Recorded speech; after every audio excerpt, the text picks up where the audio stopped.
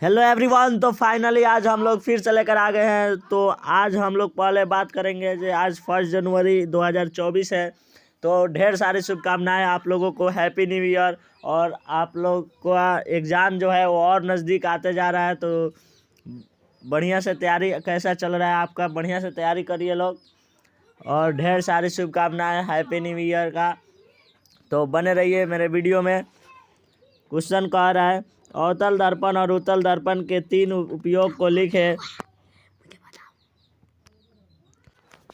अवतल दर्पण और उत्तल दर्पण में 3 उपयोग को लिखे। तो कह रहा है अवतल दर्पण और उत्तल दर्पण में 3 उपयोग निम्नलिखित है। 1 नंबर में इसका उपयोग हजामत होगा। टाइप करने में हजागत लिखा गया है, गलती से लिखा गया है, हजामत बनाने में होता है। यानी कि जो सैलून वैलून होता है उसमें अवतल दर्पण का उपयोग किया जाता है। दूसरा कह रहा है रोगियों के कान, नाक, गले इत्यादि की जांच के लिए अवतल दर्पण का उपयोग किया जाता है। तीसरा, इसका उपयोग सर्च लाइट में परावर्तक के रूप में किया जाता है। दूसरा है उत्तल दर्पण का उपयोग। तो मोटर कार, ट्रक, बस इत्यादि में उत्तल दर्पण का उपयोग साइड मिरर के रूप में किया जाता है। कह रहा है जो हम लोग वाहन चलाते हैं उसका जो लाइट उसका जो साइड मिरर होता है वह उत्तल दर्पण का बना होता है। दूसरा कह रहा है इसका उपयोग सड़क या गली में स्ट्रीट लाइट में परावर्तन के रूप में किया जाता है। और तीसरा, इसका उपयोग बड़ा वस्तु से छोटा प्रतिबिंब बना कर देखने में किया जाता है। अगला क्वेश्चन है परागकण किसे कहते हैं, इसे कितने प्रकार के हैं। तो पुष्प के परागकोश में परागकणों की प्रतिकाग्र तक स्थानांतरण होने की क्रिया को परागकण कहते हैं। कह रहा है कि पुष्प के परागकोश में परागकणों को वर्तिकाग्र तक स्थानांतरण होने की क्रिया को परागकण कहते हैं। जैसे कह रहा है कोई पुष्प है, उसका परागकोश से परागकण निकलकर पुष्प के वर्तिकाग्र पर पहुंचने की जो क्रिया है ना, उसे ही परागकण कहते हैं। और परागकण जो होता है वह 2 प्रकार का होता है। कितना प्रकार का होता है? 2 प्रकार का होता है। 2 प्रकार का होता है, एक पर परागण और एक स्वपरागण। अगला क्वेश्चन है ओजोन परत क्या है और भोजन परत से होने वाली। देखिए जो टाइपिंग मास्टर है वो आज बहुत सारे गलती कर दिए हैं, तो उनको ध्यान में नहीं दिया जाएगा। हम बता देंगे जो कहाँ गलती हुआ है। कह रहा है कि ओजोन परत क्या है और ओजोन परत से होने वाली हानि को लिखे। ये भोजन गलत से लिखा गया है, ओजोन होगा, समझे। तो ओजोन परत, तो वायुमंडल में लगभग 32 से 80 किलोमीटर की ऊंचाई पर ओजोन की परत पाई जाती है। अब ये ऑब्जेक्टिव में भी पूछ सकता है कि वायुमंडल में लगभग कितना किलोमीटर ऊंचाई पर ओजोन परत पाई जाती है। तो अब 32 से 80 किलोमीटर आप लोग ऑप्शन होगा मार दीजिएगा। उसके बाद कह रहा है इसे समताप मंडल भी कहा जाता है। और ये भी ऑब्जेक्टिव में डाल सकता है, पूछ सकता है कि वायुमंडल में जो वजन परत होता है उसका दूसरा नाम भी क्या है, तो समताप मंडल भी कहा जाता है।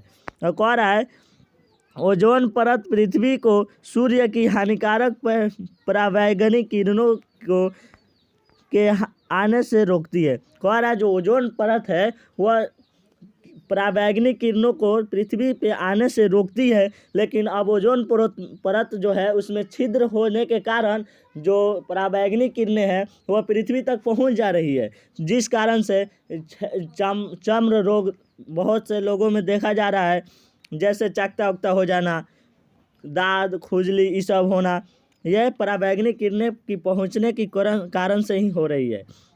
अगला क्वेश्चन ओजोन परत से हानि निम्नलिखित है। कह रहा है 1 नंबर में परावैंगनिक किरणों के प्रभाव से त्वचा कैंसर हो सकता है। कह रहा है जो परावैंगनिक किरणें के प्रभाव है ना, वह त्वचा कैंसर भी हो सकता है।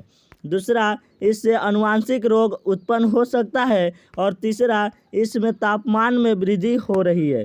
कह रहा है जो जब भी ये हो रहा है तो उसमें लगता है कि पूरा शरीर जो है वो गर्मी से हीट हो गया है, जिस कारण से ये हो रहा है। अगला क्वेश्चन है 94 नंबर, पोषी स्तर क्या है? एक श्रृंखला का उदाहरण दीजिए। कौन है? पोषी स्तर। आहार श्रृंखला में कई स्तर होते हैं तथा हर स्तर पर भोजन ऊर्जा का हस्तांतरण होता है। आहार श्रृंखला में इन्हीं स्तरों को पोषी स्तर कहते हैं। कौन है? जो पोषी स्तर है ना, वह आहार श्रृंखला में कई स्तर होते हैं तथा हर स्तर पर भोजन या ऊर्जा का स्थानांतरण होता है। आहार श्रृंखला में इन्हीं स्तरों को पोषी स्तर कहते हैं। उदाहरण में एक मैदानी पारिस्थितिक तंत्र में घास प्रथम पोषी स्तर, घास हॉपर द्वितीय पोषी स्तर और मेढक तृतीय पोषी स्तर और सर्प चतुर्थ पोषी स्तर और बाज उच्चतम पोषी स्तर। यानी कि इसका कहने का मतलब है, एक मैदान में जो घास उपजता है उसको घास को जो द्वितीय स्तर कहता है वो मेढक खाता है, और तृतीय स्तर मेढक को सांप खा जाता है और सांप को बाज खा जाता है। इस तरह ये चक्र चलते रहता है। अगला क्वेश्चन देखिए 95 नंबर, हमें वन एवं वन्य जीवन का संरक्षण क्यों करना चाहिए? तो कह रहा है वन एवं वन्य जीवन का संरक्षण करना चाहिए क्योंकि एक नंबर में वन मृदा तथा वातावरण की रक्षा करते हैं। दूसरा कह रहा है वन वर्षा में सहायक है तथा जलवायु का अनुरक्षण करते हैं। तीसरा कह रहा है वन महत्वपूर्ण आर्थिक संसाधन है। वन्य जीवन, वन्य प्राणियों का संरक्षण जैविक विविधता एवं महत्वपूर्ण जीवों के संरक्षण के लिए आवश्यक है। और दूसरा है वन्य प्राणियों के रहने से पर्यावरण का संतुलन कायम रहता है। अगला क्वेश्चन 96 नंबर, घरेलू विद्युत परिपथों में श्रेणी क्रम संयोजन का उपयोग क्यों नहीं किया जाता है? कह रहा है जो घरेलू विद्युत परिपथों में समानांतर क्रम संयोजन का उपयोग किया जाता है क्योंकि परिपथ में विभवांतर सभी स्थानों पर समान रहता है। एक फ्यूज होने पर धारा का प्रवाह बंद नहीं होता है। एक स्विच को बंद करने पर भी अन्य स्विच काम करते रहते हैं। अतः श्रेणी क्रम में संयोजित कर दिया जाए तो परिपथ के किसी कारण खराब होने पर संपूर्ण परिपथ की धारा बंद हो जाती है। यही कारण है कि घरेलू विद्युत परिपथों में श्रेणी क्रम संयोजन का उपयोग नहीं किया जाता है। कह रहा है अगर आप लोग का जो घर है उसमें जो परिपथ है, बोर्ड वोर्ड लगा हुआ है, पंखा है, बॉल है, वॉशिंग मशीन, फ्रिज जो चलता है, अगर उसको श्रेणी क्रम में जोड़ दिया जाएगा तो अगर कहीं खराबी होने के कारण सब कुछ बंद हो जाएगा। और समानांतर क्रम में रहता है, अगर एक स्विच बंद भी है तो और सब जलेगा। इसीलिए श्रेणी क्रम का उपयोग नहीं किया जाता है, समानांतर क्रम का होता है। अगला क्वेश्चन है पौधों में भोजन का स्थानांतरण कैसे होता है?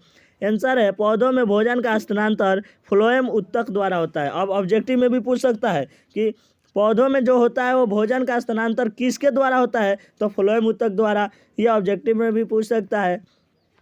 दूसरे और है यह एक चालनी नलिका होती है जिसमें कई छिद्र होते हैं। इन्हीं चालनी नलिकाओं द्वारा खाद्य पदार्थों का स्थानांतरण एक कोशिका से दूसरे कोशिका में होता है। पौधों में खाद्य पदार्थों का स्थानांतरण सुक्रोज के रूप में होता है। कह रहा है जो पेड़ है, पेड़ पौधा है, वो क्लोरोफिल, उसके पत्तियों में क्लोरोफिल पाया जाता है जिस कारण से वह सनलाइट यानी कि सूर्य की प्रकाश और नीचे से जो खनिज और लवण और जल को लेकर वह खाना बनाती हैं और फ्लोएम उत्तक द्वारा पूरे पेड़ में भेजा जाता है। अगला क्वेश्चन है संतृप्त हाइड्रोकार्बन किसे कहते हैं? यह बहुत ही महत्वपूर्ण क्वेश्चन है। वैसे हाइड्रोकार्बन जिसमें कार्बन परमाणु की चारों संयोजकताएं एकल बंधन द्वारा संतुष्ट रहती है उसे संतृप्त हाइड्रोकार्बन कहते हैं। कह रहा है कि वैसी हाइड्रोकार्बन जिसमें कार्बन परमाणु की चारों संयोजकताएं एकल बंधन द्वारा संतुष्ट रहता है उसे संतृप्त हाइड्रोकार्बन कहते हैं। जैसे देखिए ये कार्बन हुआ, इसके चारों जो ये कार्बन जो है वो टेट्रावैलेंसी होता है, इसलिए इसको 4 हाइड्रोजन से जुड़ा रहता है एकल बंधन से, इसलिए इसको कहते हैं संतृप्त हाइड्रोकार्बन। और 99 नंबर में कह रहा है असंतृप्त हाइड्रोकार्बन किसे कहता है? वैसे हाइड्रोकार्बन जिनमें 2 कार्बन परमाणुओं के बीच द्विबंधन या त्रिबंधन उसे संतृप्त हाइड्रोकार्बन कहते हैं। कह रहा है कि देखिए 2 कार्बन के बीच द्विबंधन या त्रिबंधन हो तो उसे असंतृप्त हाइड्रोकार्बन कहते हैं, और अगर एकल बंधन हो तो उसे संतृप्त हाइड्रोकार्बन कहते हैं। और ये 5 नंबर में पूछ सकता है। 100वां नंबर जो क्वेश्चन है, मानव नेत्र का निम्नांकित चित्र बनाए, तो ये 5 नंबर में पूछ सकता है। तो इसको देख लीजिए लोग, और इसको देखिए कर एग्जाम में जाना है। तो देखिए, आज तो 1 जनवरी है, तो आज आप लोग खूब मज़े कीजिए लोग, और मिलते हैं अगले वीडियो में इसी फुल जोश और एनर्जी के साथ।